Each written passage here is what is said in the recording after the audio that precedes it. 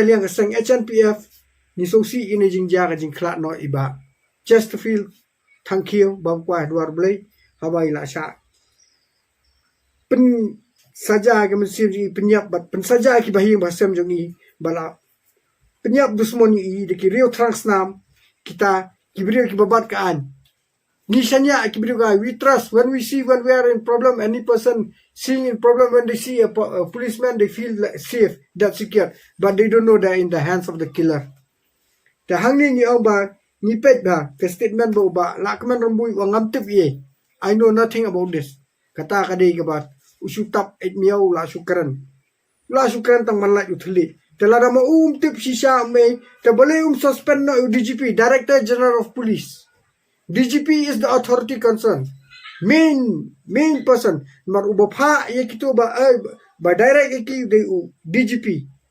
Namar ki SP ki SI ki inspector ki police ki they are small fish, small fry. They are under his supervision. Under his supervision.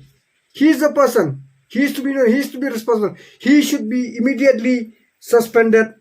You should suspend him. Why are you trying to hide him? If you are trying to hide him, that means the government has got the hands.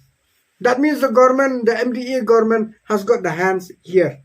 It means the concern. With their concern, this thing has been done. Ni nak HNPF ni ang kata, Central Body Shillong.